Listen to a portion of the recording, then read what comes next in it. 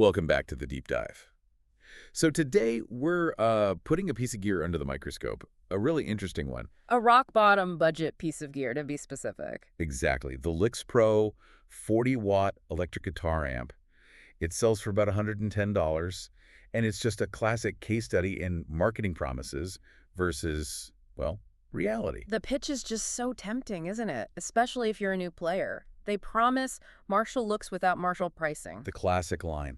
It is, and they don't stop there. We're talking studio quality sound, explosive tone, and they even claim it has enough power for, a stage performance. Which is a huge claim for an amp at this price point. Yeah. They're basically comparing it to units that cost 5 times as much. So the big question is, can a $100 box actually do all that? Let's unpack it. Well, looking at the spec sheet, you can see why people are drawn in. The numbers look good. They really do. 40 watts driving an 8-inch speaker.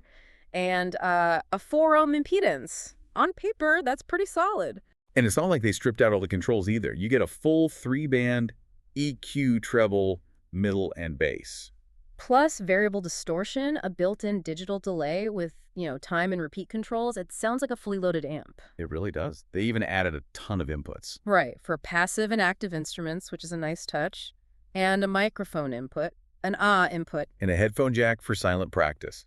I mean, the list itself should almost raise an eyebrow, right? Because that level of complexity usually costs more to do well. That's the thing, and this is where it gets really interesting, because when we look at the independent user feedback, a very different picture starts to emerge. Yeah, the patterns in quality control, or maybe the lack of it, are pretty stark. It's the classic doorstop on arrival scenario. We saw so many reports of immediate failure. It's striking. Multiple buyers said the amp either arrived broken or just died the first time they plugged it in. One person literally said 0 response.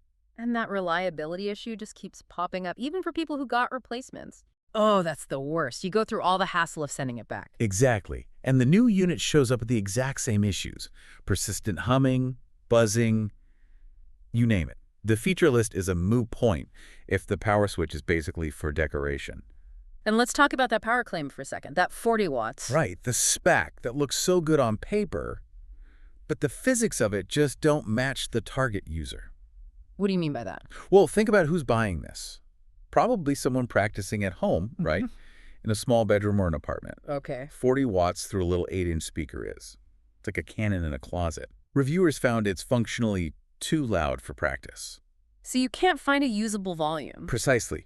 You're either whispering at a volume of 1 or you're rattling the windows. That versatile power rating is actually pretty useless for the main people buying it. So what does this all mean for that $110 investment? The Marshall look is just a look. It's purely cosmetic. The sound quality isn't anywhere near a real Marshall or even other mid-tier competitors. And little things like users reporting the input volume is notably weak just point to, corners being cut. It's a case of marketing promises hitting the hard wall of manufacturing reality. So ultimately, this amp really only works in a few very specific low-stakes situations. Like who? An absolute beginner. Yeah, the absolute beginner who just needs something that makes sound for the lowest possible cost. Or maybe a garage band that needs sheer volume more than they need, good tone. So here's the real takeaway for you, the listener. With this pattern of failure rates, the hidden cost of the LyxPro isn't really that initial price. No, it's the time you waste. Packing it up, shipping it back, waiting for a replacement. And just the mental energy of dealing with something that's broken. So how much does the cost of all that hassle really erode the value of a budget product? That's something to think about.